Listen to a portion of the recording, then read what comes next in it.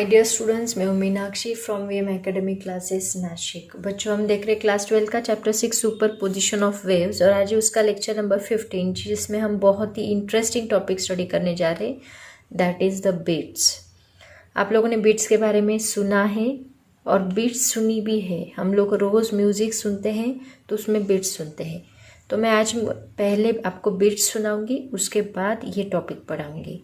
उस बीट्स की वेव्स भी ऑब्जर्व करो क्योंकि मैं आपको वीडियो दिखाने भी वाली हूँ, उसके साथ साथ उसका म्यूज़िक भी सुनो और ठीक से ऑब्जर्व करो उसमें एक वेव सुनाई दे रही है कि दो वेव्स मिक्स हो के सुनाई दे रही है। तो दोनों चीज़ें ऑब्जर्व करो, ठीक से सुनो और फिर हम इसके बारे में बात करेंगे, ठीक है।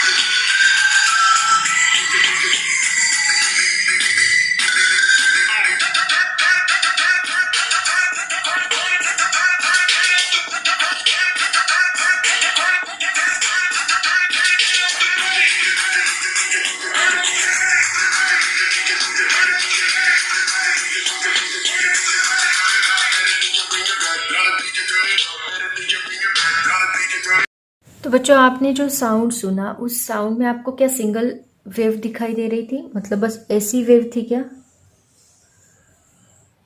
या फिर ऐसी वेव थी,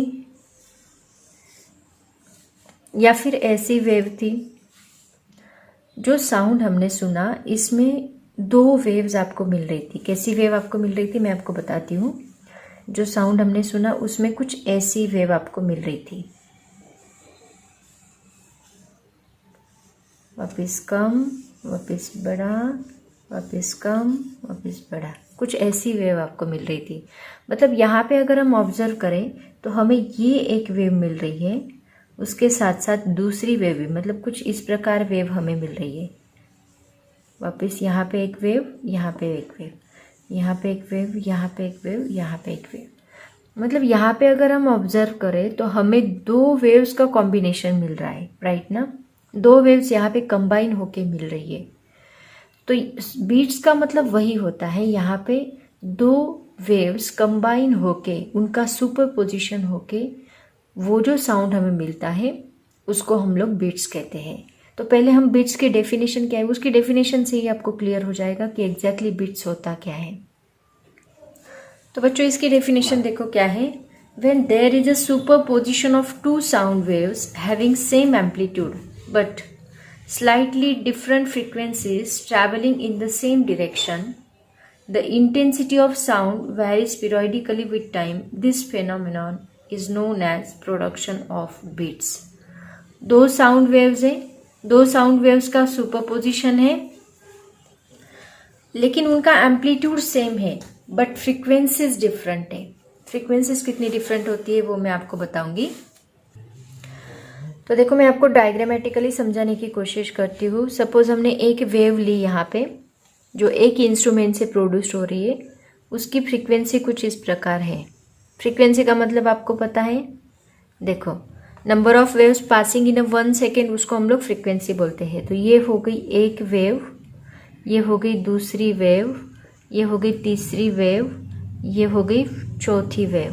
तो ऐसे टोटल 4 फ्रीक्वेंसी वाली वेव हमने पास की। 1 सेकेंड में 4 वेव्स पास हो रही तो उसको हम 4 हर्ट्ज बोलते हैं। तो ये एक फ्रीक्वेंसी वाली वेव हमने पास की। एट अ टाइम हमने दूसरी फ्रीक्वेंसी वाली वेव पास की। अब यहाँ पे कंडीशन क्या है कि दोनों का एम्पलीट्यूड जो है वो सेम होना चाहिए। तो इसका भी एम्पलीट्यूड हमने उतना ही रखा, एम्पलीट्यूड सेम रखा, बट उसकी जो फ्रीक्वेंसी है वो अलग रखी। मतलब एक वेव में देखो 1 सेकेंड में कितनी वेव्स यहाँ पे पास हो रही है, इसकी 4 वेव्स पास हो रही है। इसकी कितनी 1 2 3 4 5 6 7 8, इसकी 8 वेव्स पास हो रही है। दोनों का एम्पलीट्यूड यहाँ पे सेम है, एम्पलीट्यूड चेंज नहीं होना चाहिए, बट फ्रीक्वेंसी डिफरेंट होनी चाहिए। तो अगर मैंने इसको F2 कहा एंड इसको F1 कहा, इसकी फ्रीक्वेंसी F2 है, मतलब कितने 8 हर्ट्ज है, इसमें 8 वेव्स पास हो रही है 1 सेकेंड में, इसमें 4 हर्ट्ज है, मतलब 4 वेव्स पास हो रही है 1 सेकेंड में। तो दोनों का डिफरेंस अगर हम लेंगे F2 माइनस F1, तो that is equal to 8 minus 4 is equal to 4 hertz का हमें डिफरेंस मिलेगा। तो ये जो डिफरेंट फ्रीक्वेंसीज वाली वेव है, इनको ही हम लोग क्या कहते हैं, बीट्स। मतलब it is a super position of. तो ये इससे फॉर्म होने वाली वेव, दोनों को हमने मिक्स किया तो इससे फॉर्म होने वाली वेव्स हमें कुछ इस प्रकार मिलेगी। यहाँ पे पहले साउंड 0 पे रहेगा, फिर धीरे धीरे धीरे धीरे मैक्सिमम साउंड होगा, वापस वो साउंड कम होते होते वापस 0 पे आएगा, फिर वापस बढ़ना स्टार्ट होगा, फिर मैक्सिमम पे जाएगा, वापस धीरे धीरे धीरे धीरे 0 पे आएगा, वापस मैक्सिमम साउंड सुनाई देगा। तो यहाँ पे सपोज कंसीडर करते हैं फ्रीक्वेंसी का डिफरेंस कितना मिला है हमें, 4 हर्ट्ज मिला है ना, तो यहाँ पे 4 बीट्स फॉर्म होगी। मतलब ऐसे मैक्सिमम साउंड वाली कितनी बीट्स फॉर्म होगी, 3, और एक फॉर्म होगी लाइक दिस। तो यहाँ पे कितनी बीट्स फॉर्म होगी, 4 बीट्स फॉर्म होगी। तो कुछ इस प्रकार हमें साउंड मिलेगा, मतलब ऐसे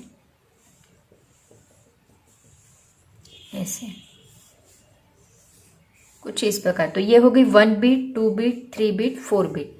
तो साउंड बढ़ेगा, फिर वापस कम होगा, बढ़ेगा, फिर वापस कम होगा, बढ़ेगा, फिर वापस कम होगा, बढ़ेगा, फिर वापस कम होगा।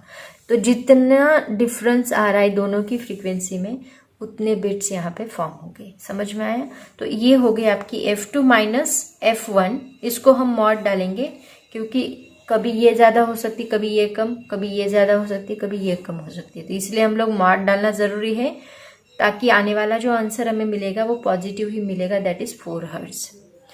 तो ये आपको ये डिफरेंस अलग अलग बुक में अलग अलग मिलेगा।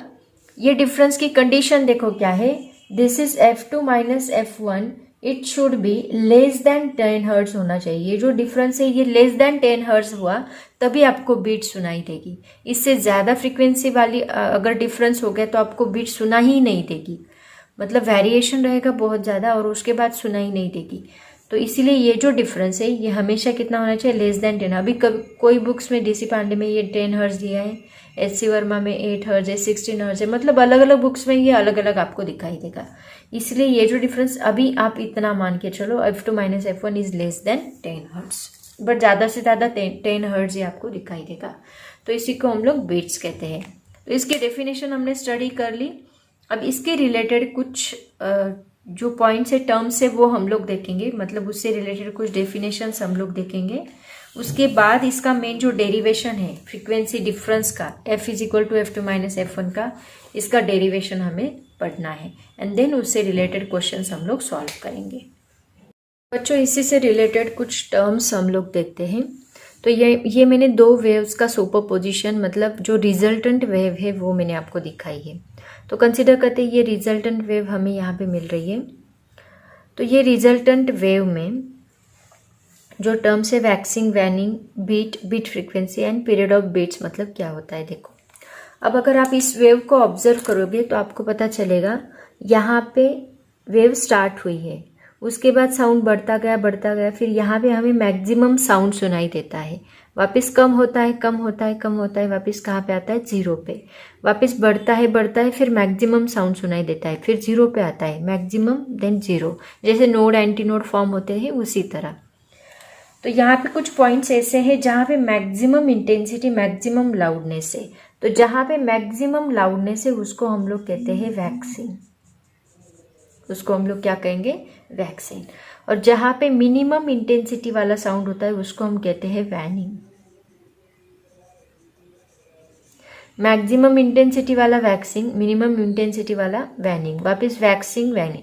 तो आप अगर ऑब्जर्व करोगे तो alternate waxing and alternate waning हमें सुनाई दे रहा है। This is the waning, this is the waxing and this is waning. Okay, तो ये हो गई दो टर्म्स। उसके बाद आता है बीट। बीट का मतलब क्या, मैंने आपको बताया था, ये एक बीट हो गया, ये 2 बीट और ये 3 बीट। कितने बीट्स फॉर्म हुए इसमें, 3 बीट्स फॉर्म हुए। मतलब एक वैक्सिंग एंड 2 वैनिंग मिलके, 1 वैक्सिंग एंड 2 सक्सेसिव वैनिंग्स मिलके जो एक फ्रीक्वेंसी फॉर्म होती है, जो एक वेव फॉर्म होती है, उसको हम क्या बोलते हैं, बीट बोलते हैं। तो तीनों की डेफिनेशन देखो क्या आएगी। डेफिनेशन सभी मैं आपको बाद में बताती हूँ, पहले समझ लो कॉन्सेप्ट एग्जैक्टली है क्या। तो वैक्सिंग मतलब maximum loudness, maximum intensity sound. Waning मतलब मिनिमम इंटेंसिटी साउंड। बीट मतलब 1 वैक्सिंग एंड और successive wanings wave form called as beat. Then beat frequency मतलब क्या, 1 सेकेंड में number of beats passing in 1 second.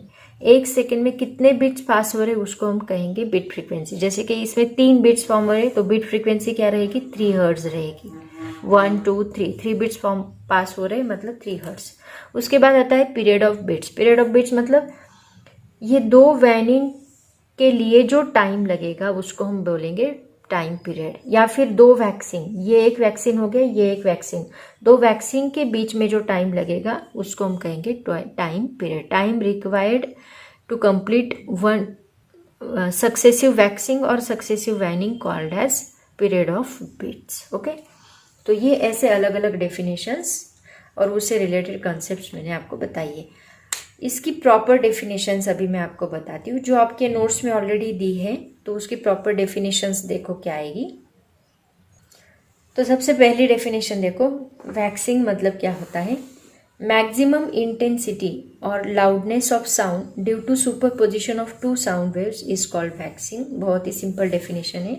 Second definition है waning की, minimum intensity of sound due to superposition of 2 sound waves is called waning.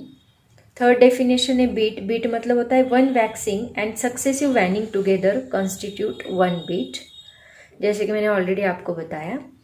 Fourth definition है beat frequency, the number of beats heard in per second is called beat frequency. Next definition है time period, period of beats की, मतलब time interval between 2 successive waxing और 2 successive waning is called period of beats. तो बहुत ही simple definition है। अब इसके बाद हम लोग देखेंगे इसका डेरिवेशन। ओके बच्चों, अभी नेक्स्ट पॉइंट देखते हैं, expression for beat frequency. Beat frequency मतलब क्या, जैसे मैंने आपको बताया f इज इक्वल टू क्या होता है, f2 माइनस f1 बोल सकते हैं या फिर f1 माइनस f2 बोल सकते हैं। मतलब 2 फ्रीक्वेंसी, 2 वेव्स की जो फ्रीक्वेंसी होती है उनके बीच का डिफरेंस, उसको हम बोलते हैं बीट फ्रीक्वेंसी। तो यहाँ पे f हमने कंसिडर किया है, बट आगे जो एक्सप्रेशन आपके बुक में दिया है वहाँ पे उन्होंने n कंसिडर किया है and n is equal to हमें क्या प्रूफ करना है, n1 माइनस n2। तो ये इक्वेशन हमें यहाँ पे प्रूफ करना है, n is equal to n1 minus n2। तो स्टार्ट करते हैं एक्सप्रेशन। कॉन्सेंट्रेट करो, फुल कॉन्सेंट्रेट करो, क्योंकि एक्सप्रेशन थोड़ा क्रिटिकल है, ज़्यादा नहीं बट थोड़ा सा क्रिटिकल है, तो वो आपको समझने के लिए आपको पूरा कॉन्सेंट्रेट करना होगा। तो बच्चों, ये स्टार्ट करने से पहले थोड़ा समझते हैं सुपर पोजिशन ऑफ 2 वेव्स। हम लोगों ने स्टडी किया था, सपोज एक पॉइंट है यहाँ पे, ये पॉइंट के ऊपर 2 waves at a time reach हो रही है। मतलब यहाँ से एक वेव पास हो रही है और दूसरी वेव भी यहाँ से पास हो रही, तो 2 वेव्स यहाँ पे सेम फेज में है, ऐसे कंसिडर करते हैं। तो ये है इसका डिस्प्लेसमेंट, इसको हमने y1 कहा था और इसको हमने y2 कहा था। इसका इक्वेशन हम बाद में देखेंगे ही। तो जब ये पॉइंट के ऊपर ये दोनों waves at a time reach करेगी तो कौन से वेव की डिस्प्लेसमेंट, कौन से डिस्प्लेसमेंट से ये पार्टिकल मूव होगा, ये हमें देखना है। तो हमने देखा है कि सुपरपोजिशन ऑफ 2 वेव्स में क्या होता है कि ये जो पार्टिकल है ये इस वेव का भी डिस्प्लेसमेंट लेता है, इस वेव का भी डिस्प्लेसमेंट लेता है। मतलब y1 भी लेता है एंड y2 भी लेता है और मैक्सिमम एम्पलीट्यूड से वो वाइब्रेट होता है। मतलब इसका जो एम्पलीट्यूड रहेगा, सपोज इसको हमने x नाम दिया, x पार्टिकल का, उसका जो डिस्प्लेसमेंट रहेगा वो कितना रहेगा, y is equal to y1 plus y2 according to principle of superposition. Already हम लोगों ने ये स्टडी किया है। तो ये दोनों वेव्स के एम्पलीट्यूड से वाइब्रेट होता है। और इनकेस अगर यहाँ पे रीच होने वाला पॉइंट अगर इस वेव का क्रेस्ट है और इस वेव का ट्रफ है, तो ये ना इधर जाएगा ना इधर जाएगा, क्योंकि ये प्लस हो गया ये माइनस हो गया, तो ये जीरो पे ही रहेगा, ये कहीं पे भी मूव नहीं होगा। ठीक है, ये हम लोगों ने स्टडी किया था। तो यहाँ पे हम लोग दो वेव्स लेने वाले हैं जिनका y रिजल्टेंट डिस्प्लेसमेंट जो है वो रहेगा y1 प्लस y2। तो इसके लिए हमें वेव का इक्वेशन भी यहाँ पे लेना है। तो वेव y1 का इक्वेशन, दोनों वेव्स अलग अलग फ्रीक्वेंसी की है। अभी हमने देखा कि दो वेव्स यहाँ से हम लोग बीट में पास कर रहे हैं, दोनों का एम्पलीट्यूड तो सेम है लेकिन दोनों की फ्रीक्वेंसी अलग अलग है। तो उसके हिसाब से हमें यहाँ पे दोनों की फ्रीक्वेंसी लेनी है। तो सपोज मैंने y1 लिया एंड y2, ऐसे दो वेव्स ली, इसका एम्पलीट्यूड भी a है, इसका एम्पलीट्यूड भी a है। तो इक्वेशन ऑफ वेव आपको याद होगा, that is a sine in bracket 2 pi. So wave का इक्वेशन a साइन 2 पाई नहीं लिखती मैं डायरेक्टली, आपको याद होगा omega t minus k x, ये वेव का इक्वेशन हमने लिया है। अभी यहाँ पे मैंने बोला फ्रीक्वेंसी अलग है, तो यहाँ पे ओमेगा 1 हमें लेना पड़ेगा, टाइम एज इट इज रहेगा, एंड k1 लेना पड़ेगा। और सिमिलरली यहाँ पे साइन, इसकी फ्रीक्वेंसी ओमेगा 2t रहेगी माइनस k2x रहेगा। ठीक है, तो ओमेगा इज इक्वल टू क्या होता है, that is 2 pi n, right ना, and k is equal to क्या होता है 2 पाई बाई लैम्डा। अभी यहाँ पे फ्रीक्वेंसी अलग है तो मतलब वेवलेंथ अलग रहेगी, सो उसकी वजह से k भी अलग रहेगा। ठीक है, तो अभी मैं y1 क्या लूंगी, y1 is equal to a sine omega 1 की जगह पे हम 2 पाई n1 पुट करेंगे, 2 पाई n1 माइनस k1 की जगह पे हम लोग 2 pi by lambda 1 x put करेंगे। ठीक है, सिमिलरली y2 की जगह पे हम लोग a sine 2 pi n2 put करेंगे, सॉरी यहाँ पे t रह गया, t n2 t पुट करेंगे into minus 2 pi by lambda 2 into x रहेगा। ठीक है, अब देखो इन दोनों में से 2 पाई कॉमन निकल सकता है, तो अगर हमने 2 पाई कॉमन निकाला तो हमें इक्वेशन क्या मिला, आपके बुक में जो इक्वेशन दिया है अभी मैं वो बताने जा रही हूँ आपको। a साइन, यहाँ पे मैंने 2 पाई कॉमन लिया तो 2 पाई ब्रैकेट में क्या बचेगा, यहाँ पे n1t रहेगा माइनस यहाँ का 2 पाई बाहर गया तो यहाँ पे x डिवाइड बाई लैम्डा 1 रहेगा। ठीक है, ये हुआ equation of wave for first wave.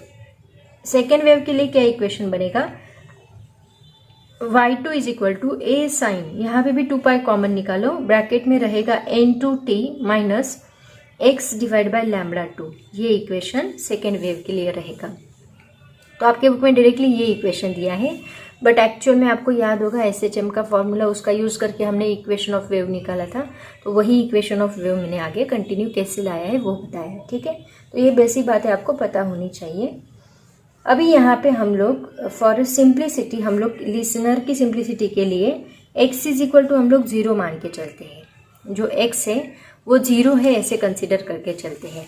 तो अगर यहाँ पे हमने x is equal to 0 put किया ताकि हमें आगे जाके इक्वेशन भी इजीली फाइंड आउट करते आएगा, वो अगर हमने 0 पुट किया तो हमें यहाँ पे 0 मिलेगा एंड यहाँ पे भी हमें क्या मिलेगा 0।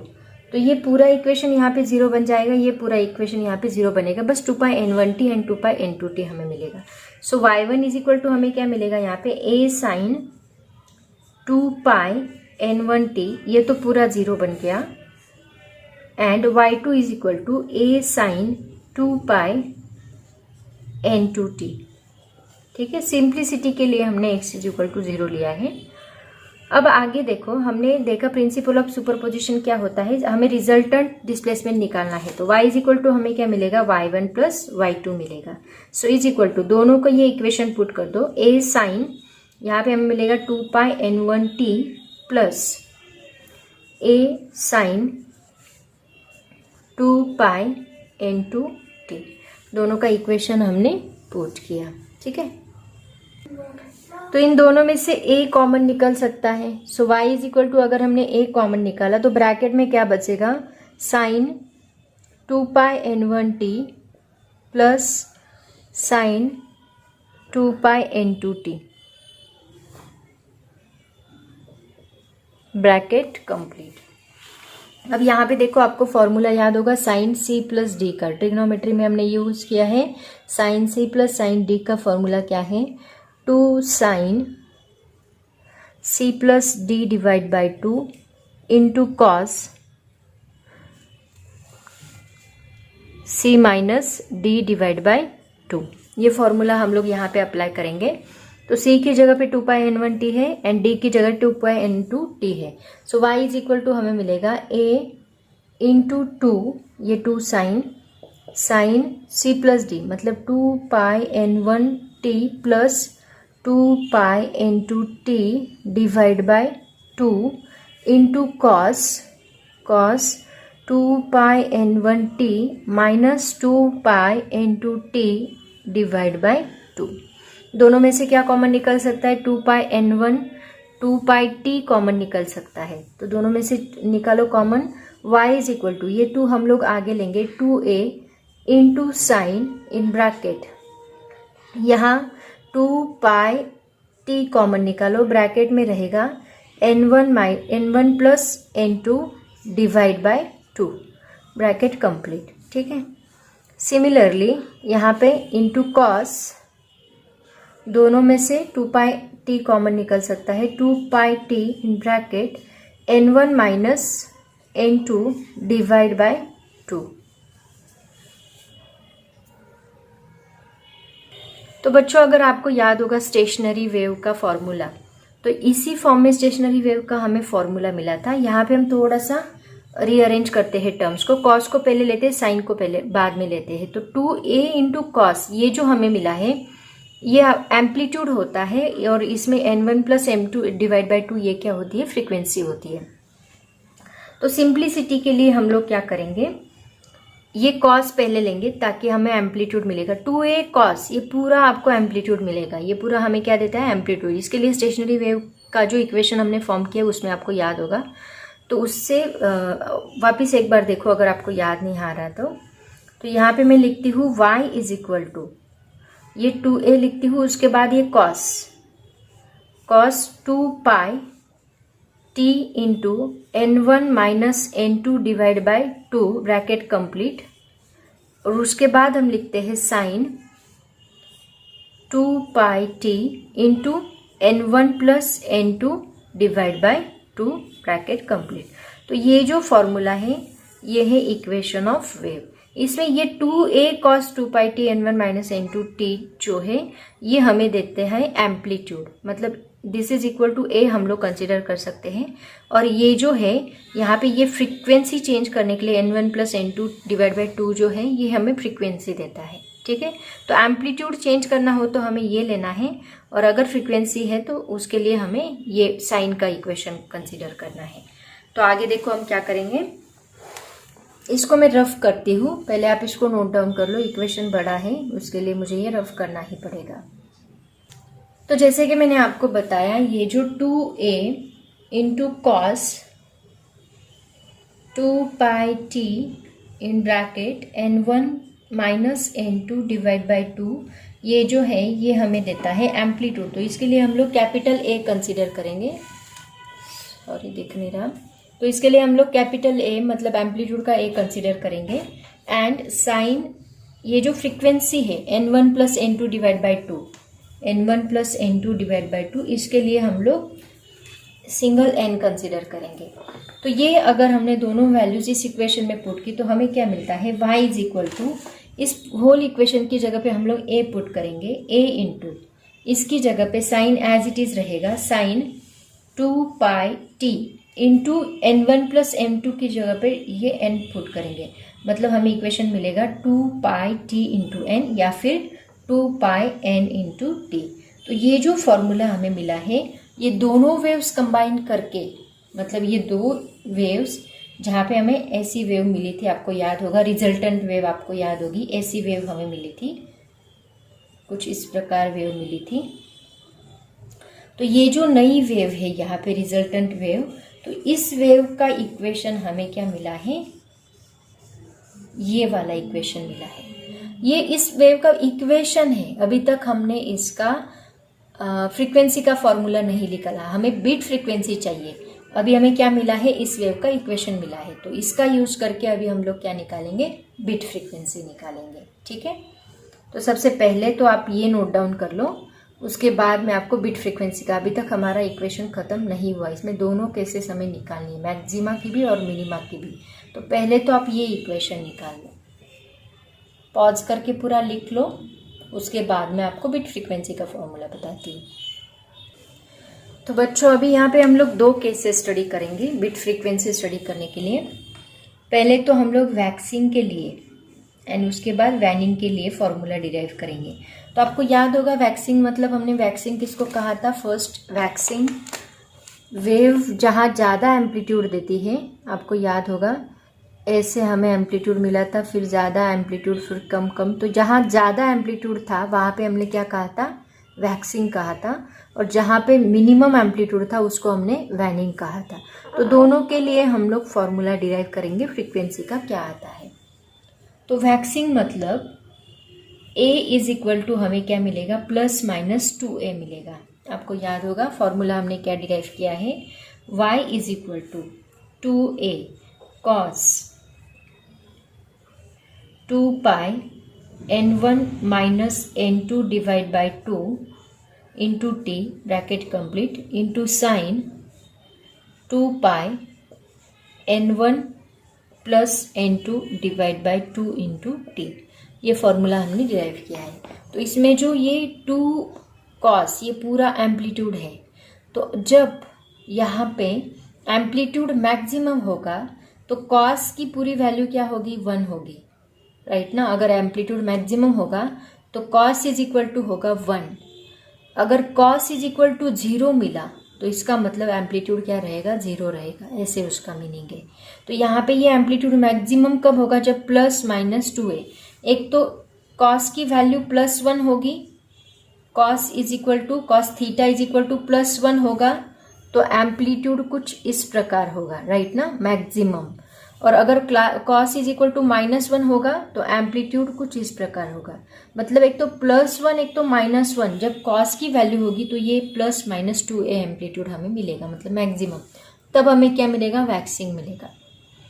लेकिन अगर cos theta is equal to 0 है तो ये पूरा 2A इंटू ये जो टर्म है ये पूरा 0 मिलेगा। मतलब एक तो यहाँ पे आपका पार्टिकल रहेगा, एक तो वैनिंग पे मतलब 0 पे आपका पार्टिकल रहेगा। ठीक है, ये कब पॉसिबल है, जब कॉस 0 रहेगा, 2A इंटू ये भी क्या रहेगा, 0 रहेगा। तो ये पूरा टर्म हमें क्या दे रहा है, एम्पलीट्यूड दे रहा है।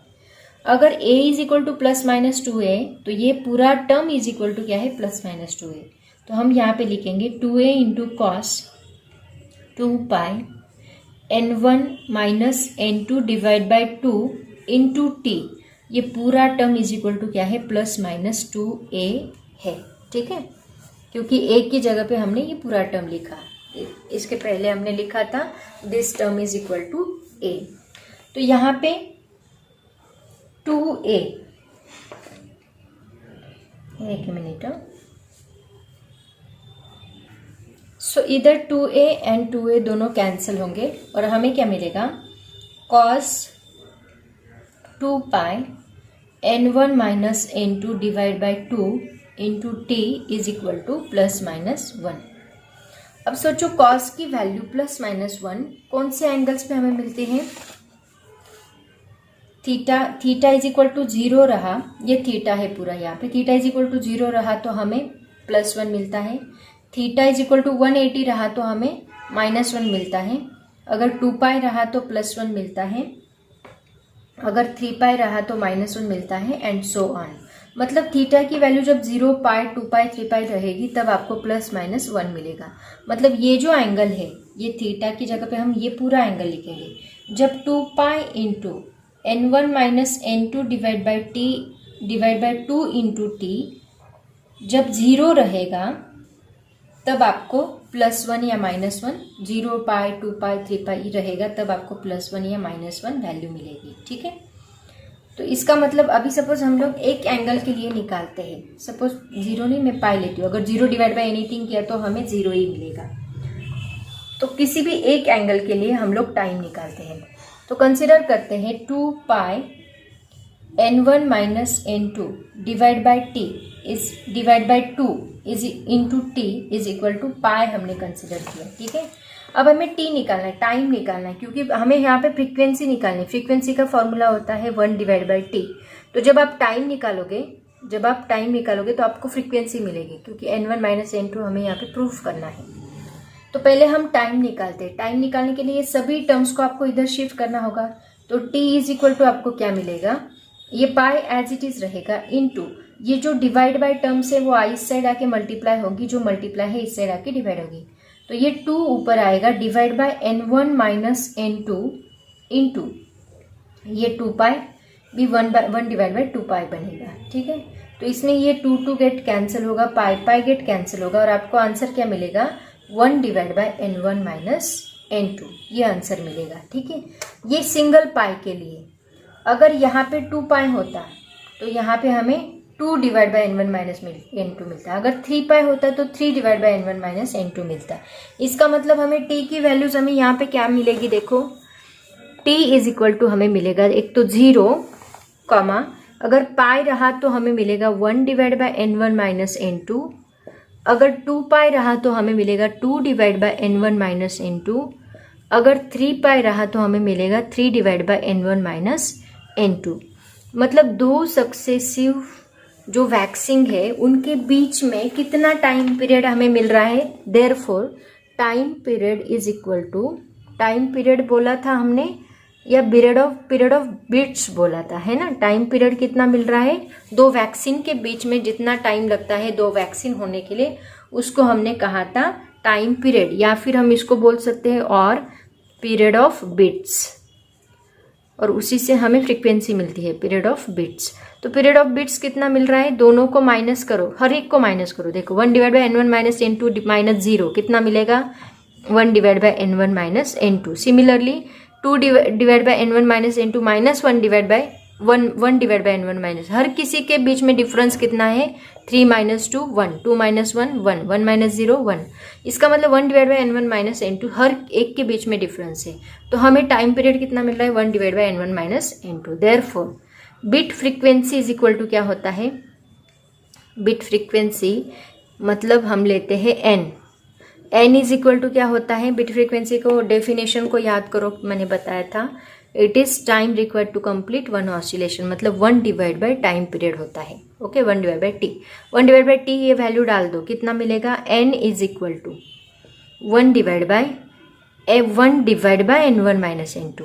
तो ये n1 माइनस n2 ऊपर मल्टीप्लाई होगा, मतलब n1 माइनस n2। ये आपको क्या मिला, beat frequency is equal to n1 minus n2। यही तो हमें प्रूफ करना था, राइट ना। समझ में आया कैसे प्रूफ किया। ये हमने किसके लिए लिया, वैक्सिंग के लिए। ऐसे ही हम लोग किसके लिए लेंगे, वैनिंग के लिए लेंगे। वहाँ पे डिस्प्लेसमेंट कितना होता है, 0 होता है। जैसे यहाँ पे प्लस माइनस 2a मिला, वैसे वहाँ पे क्या रहेगा, 0। उसके लिए भी हमें सेम फ्रीक्वेंसी मिलनी चाहिए, n is equal to n1 minus n2।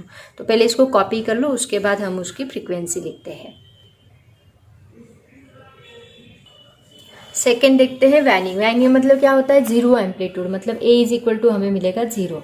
इसका मतलब 2a into cos 2 pi n1 minus n2 divide by 2 into t is equal to हमें क्या मिलेगा, 0 मिलेगा। सो 2a अगर हमने इधर शिफ्ट किया तो फिर भी वो 0 डिवाइड बाई 2a 0 ही रहेगा। Cos 2 pi n1 minus n2 divide by 2 into t is equal to हमें क्या मिलेगा, 0। तो कॉस की वैल्यू 0 हमें कौन से एंगल पे मिलती है, वो एंगल यहाँ पे लिखो। सबसे पहला एंगल होता है 90 डिग्री। 90 को हम लोग रेडियन के फॉर्म में लिखेंगे। 90 को रेडियन के फॉर्म में लिखते हैं पाई बाई 2। उसके बाद हमें मिलती है 270 पे, 270 को हम लोग लिखते हैं 3 पाई बाई 2। उसके बाद 5 पाई बाई 2, उसके बाद 7 pi by 2 and so on. तो ये सभी एंगल्स को हमें कॉस क्या मिलता है, 0 मिलता है। तो दिस इज इक्वल टू हमें क्या मिलेगा, ये एंगल्स मिलेंगे। ठीक है, जहाँ पे एम्पलीट्यूड हमें क्या मिलेगा, उस वक्त उस displacement of that particle becomes 0। तो तो इसके लिए अभी हम लोग टी निकालेंगे पहले। तो टी किसी भी एक एंगल के लिए निकाल लो, उनके लिए आगे के आपको बराबर लिखते आएंगे। So t is equal to, suppose मैंने ये π/2 लिया, तो π/2 इंटू ये सभी को इधर शिफ्ट करो तो क्या मिलेगा, 2 divide by n1 minus n2 into this 2π। ठीक है, तो यहाँ 2 get cancel, π get cancel, is equal to हमें मिलेगा 1 divide by 2 into n1 minus n2। ठीक है, सिमिलरली यहाँ पे 3 रहा तो हमें क्या मिलेगा, 3π/2 लिखना पड़ेगा, मतलब 3 बचेगा। देखो तो यहाँ पे हमें आगे का एंगल क्या मिलेगा, 3 डिवाइड बाय 2 तो रहेगा ही सबके लिए, तो आगे का एंगल मिलेगा 3 divide by 2 into n1 minus n2। Similarly 5 रहा तो 5 divide by 2 into n1 minus n2, and 7 रहा तो 7 divide by 2 into n1 minus n2। तो ऐसे हमें टाइम मिलता जाएगा। ठीक है, तो ये देखो दोनों के बीच में कितना डिफरेंस आ रहा है, 3 माइनस 1 2, तो नीचे भी 2 है, करके देखो एक टाइम पीरियड का difference, t is equal to ये दोनों के बीच में डिफरेंस निकाल के देखो, पीरियड ऑफ बीट बोलते हैं हम उसको। पीरियड ऑफ बीट मतलब 2 वैनिंग के बीच में टाइम कितना है, तो ये 2 वैनिंग्स है, 2 वैनिंग्स में कितना टाइम आ रहा है, देखो उसको हम बोलते हैं पीरियड ऑफ बीट्स। तो period of beats is equal to कितना मिलेगा, इनका डिफरेंस करके देखो, 3 divide by 2 into n1 minus n2 minus 1 divide by 2 into n1 minus n2, कितना आता है 3 minus 1 2 divide by 2 into n1 minus n2, मतलब उतना ही आया है, 2 get cancel, 1 divide by n1 minus n2। ये हमें क्या मिला, पीरियड ऑफ बिट्स, जो कि हम लेते हैं capital t. And frequency, beat frequency n is equal to क्या मिलेगा, फिर बीट फ्रीक्वेंसी, ये सब डिटेल एक्सप्लेनेशन लिखते जाओ। बीट फ्रीक्वेंसी जिसको हम बोलते हैं n, वो कितना मिलना चाहिए, वापस n1 माइनस n2 मिलना चाहिए वैनिंग के लिए। सो n इज इक्वल टू हमें मिलेगा 1 डिवाइड बाय t। फ्रीक्वेंसी का फॉर्मूला होता है number of oscillations passing in 1 second, that means 1 divide by t। 1 divide by t मतलब 1 divide bye 1 divide by n1 minus n2, तो ये 1 माइनस n2 ऊपर multiply होगा, n1 माइनस n2 मिलेगा। So n is equal to हमें मिलता है n1 minus n2। So the frequency of resultant wave is equal to क्या होता है, difference between 2 frequencies of the individual wave.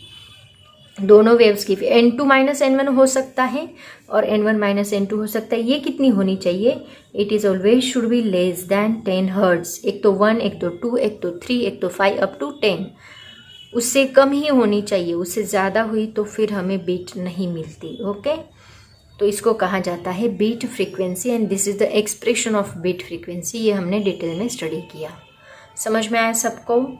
तो बच्चों यहाँ पे बीट फ्रीक्वेंसी एंड बीट क्या होता है ये मैंने डिटेल में आपको बताया है। अभी इससे रिलेटेड बहुत सारे न्यूमेरिकल्स भी हम लोग लेने वाले हैं, लेकिन पहले आप लोग जो मैंने एक्सप्रेशन बताया वो बहुत बड़ा है, इसका वीडियो भी बड़ा बनेगा। सो इट्स बेटर कि पहले आप एक्सप्रेशन लर्न करो, उसके बाद इसके न्यूमेरिकल्स का एक सेपरेट वीडियो बना के मैं अपलोड करूँगी। तो आज मैं यहीं पे रुकती हूँ, पढ़ाई करते रहो। Thank you so much and bye bye.